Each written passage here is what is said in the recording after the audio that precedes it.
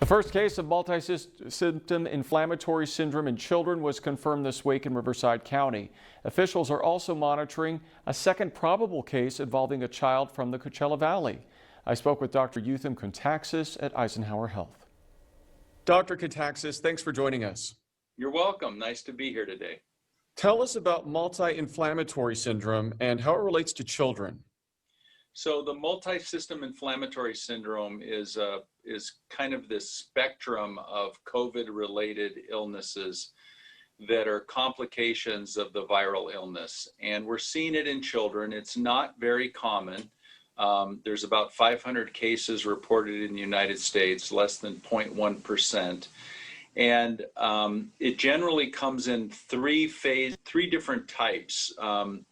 The number one type is the type that comes maybe 2 to 4 weeks after having a COVID-19 infection. And that can be multi-system organ failure, where multiple organs are damaged through an inflammatory process involving kidneys, your heart, your lungs, all those systems in the body, blood clots, all that can occur in a child 4 to 6 weeks after a COVID infection. But again, this is extremely rare. To give you an example, Kawasaki's disease, which is another inflammatory kind of syndrome that occurs after a viral infection, that occurs mostly in men, in boys, young boys.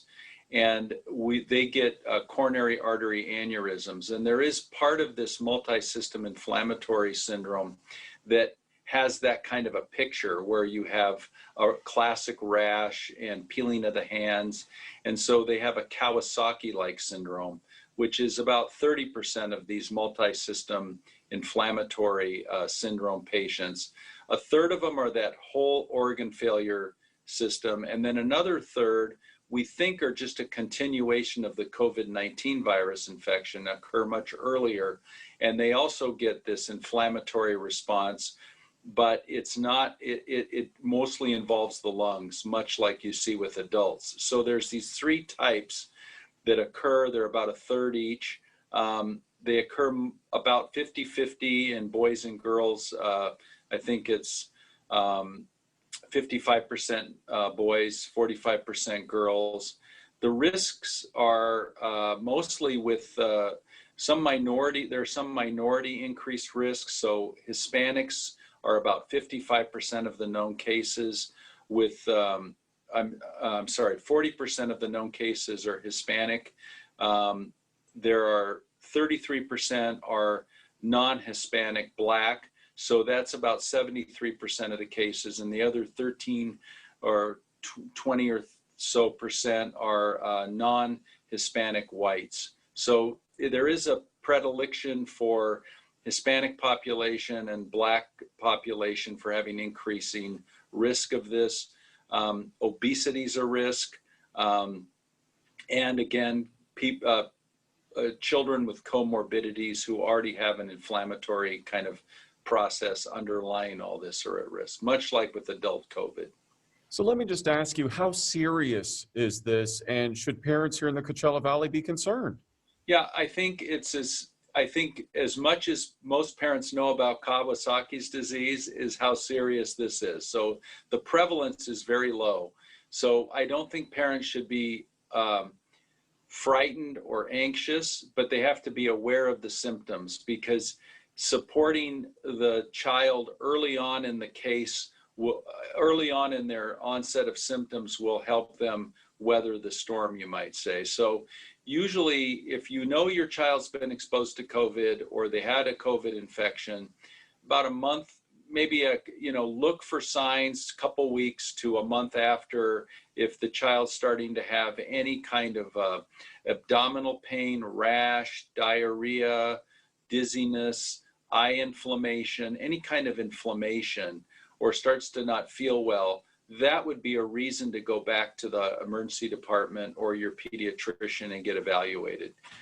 Do you anticipate that we'll be seeing just a few cases of this syndrome in the Valley, or when schools get back to reopening and students are all together again, do you think we're going to see more than just a few? We may see very few. I mean, we may see none. It's very rare, but we may see one. I don't know. It's I mean, when you say 99.9% of the children who have COVID don't have this, that's a large number. So it's going to take several thousand cases to even have one case.